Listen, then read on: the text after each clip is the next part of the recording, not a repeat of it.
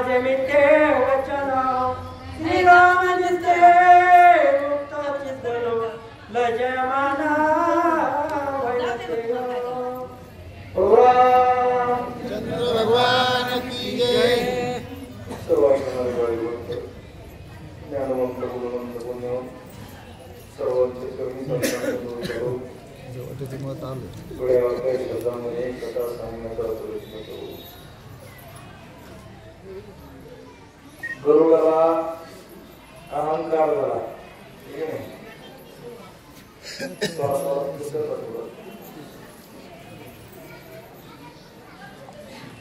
गरुडाला वाटलं जे माझ्यावर बसतंय, ठीक आहे, त्याला सुद्धा माझ्याशी पर्याय नाही. याला मी आल्यावरच मोकळी मिळाली, नाही तर याला कोणी सोडली नव्हतं असा अहंकार आला होता गरुडाला. मग ते अहंकार घालवायचा देवाला काही सांगावं लागत नाही. देव म्हणजे आता सोडविलेच गडे, पण एवढ्या जखमा एकदा जखमा साफ करून दे, लेप कर का मलम लाव, या जखमा नाहीशा कर. त्याने सगळा पुराणीचा पाला लावला. अजून काय म्हणजे त्याला त्या धापाच नाव होतं, जखम जोडीचा पाला लावला, दगडीचा पाला लावला, फुलारीचा पाला लावला. ज्याला समजत नाही त्याचा बी लावला, पण जखम काय नीट झाली नाही. आणि मग गरुडाला वाटलं आपलं कुठंतरी चुकलंय. मग माणसाला, तुम्हाला, मला, कोणाला जरा देव व्हायचंय का? अभिमान सांडून पांडवा पाय धुवाय याच्या दैवा पात्र झाली. कोण? लक्ष्मी.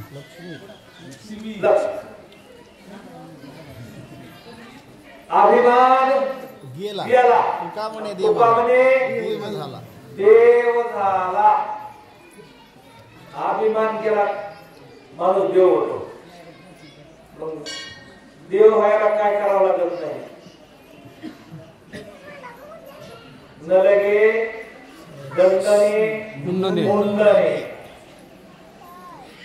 जप तप अनुष्ठान व्यर्थ करणे.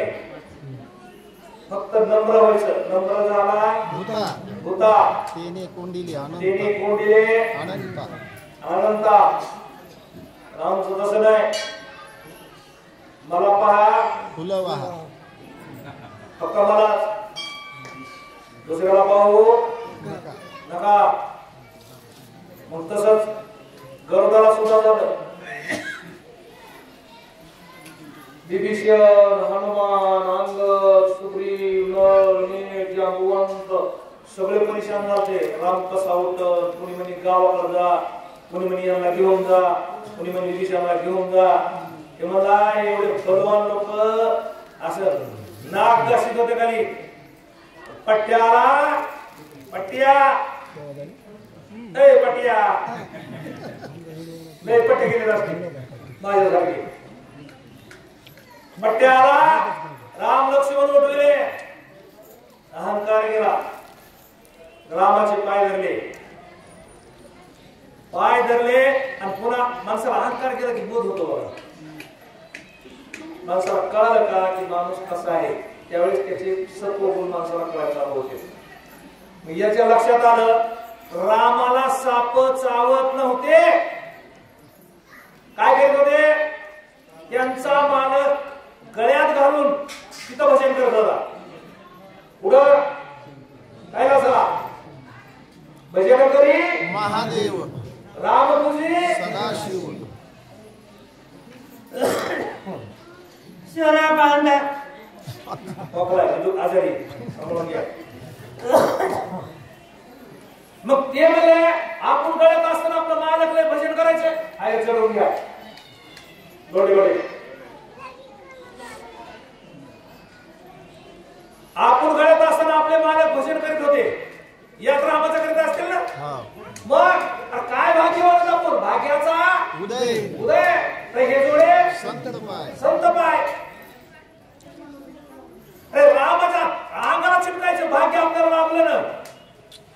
अहो एखाद्या सात्विक माऊलीच्या घरचं जर पाणी मिळालं का, पाणी अंतर कुणीत होय एक शक्तिमती होय.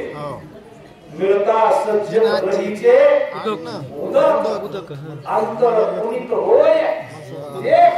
आलियाही ब्रह्मादिक सज्जन अन्न नको.